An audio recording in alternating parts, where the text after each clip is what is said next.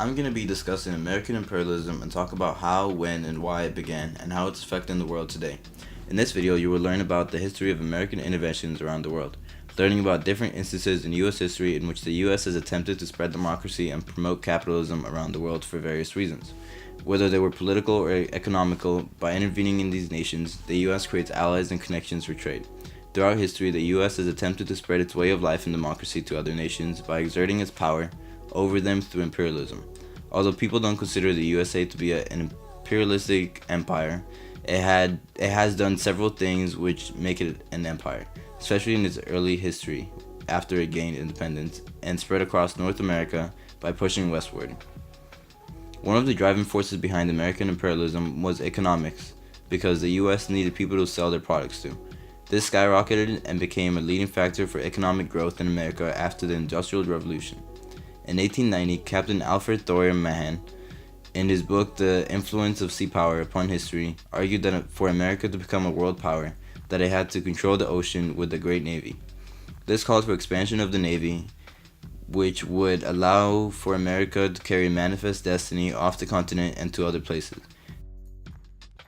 The Navy Act of 1890 created 3 new ships for the U.S. Navy: the USS Massachusetts, the USS Oregon, and the USS Iowa. This expansion quickly moved the USA from 12th most powerful navy to 5th. With a powerful navy, the US was able to fight in the Spanish-American War and end it quickly. Which brings me to the Spanish-American War. So to start off, the Spanish-American War started in 1898 and lasted for 4 months. Secretary of State at the time called it a splendid little war because it was very short and it took the lives of few Americans in combat. Most people died of diseases. The outcome of the war was a U.S. victory. The U.S. gained new territories like Puerto Rico, Cuba, Guam, and the Philippines. The USA always wanted to purchase Cuba even before the Civil War.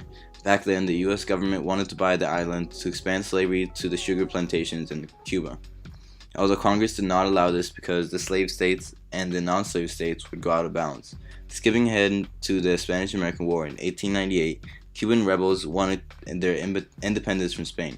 The U.S. joins the conflict, but people at home are unsure whether to support this or not because they don't want to become a European power which colonizes nations.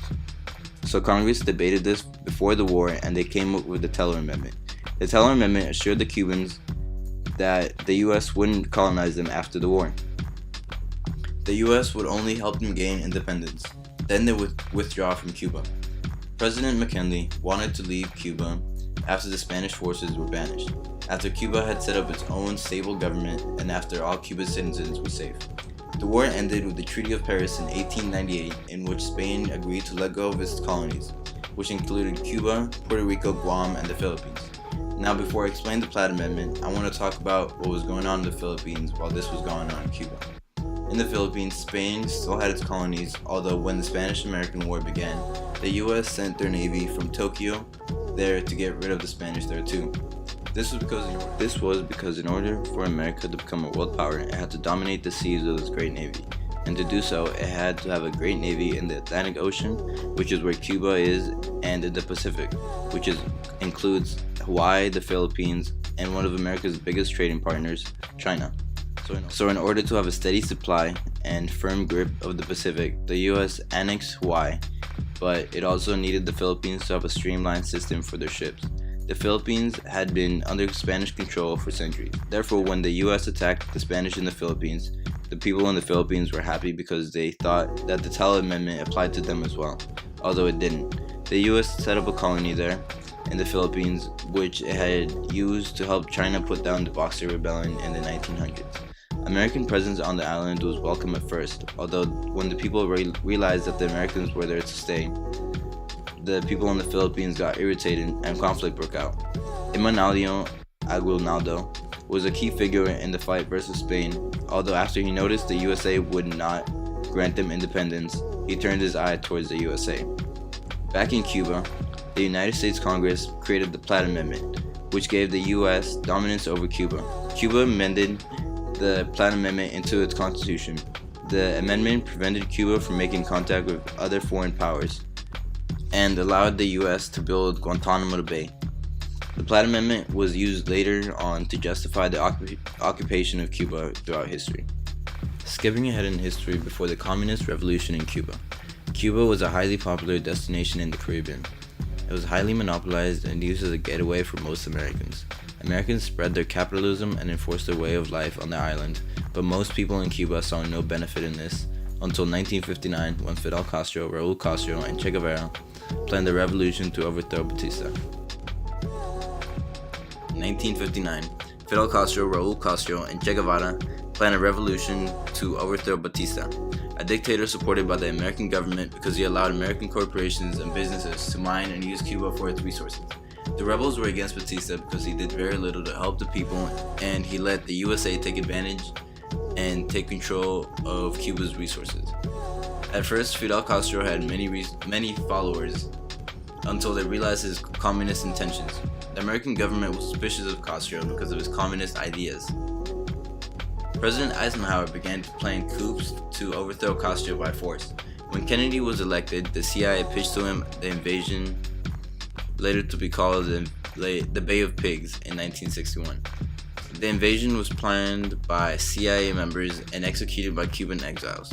The plan was to storm Cuba and convince the remaining Cuban population that communism was against them, but that plan failed.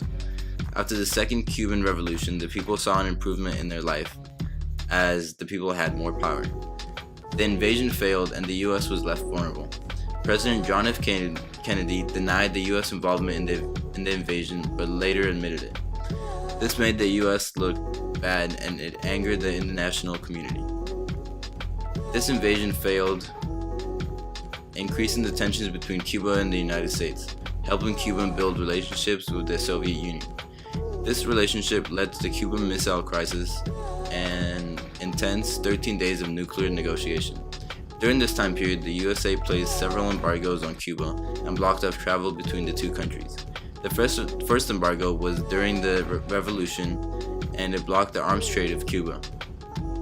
Then, in 1960, the USA stopped trading everything except food and medicine with Cuba. Finally, in 1962, the embargo was extended to everything, which is why, before the embargo went into place, JFK ordered a crate of Cuban cigars.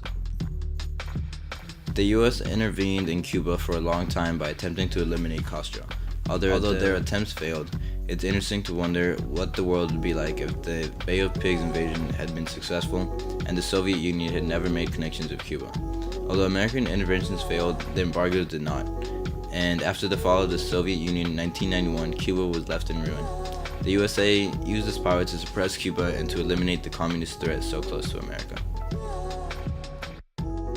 In 1953, the US overthrows Iran's democratically elected government and installs a pro-US dictator called the Shah, also known as Mohammad Reza.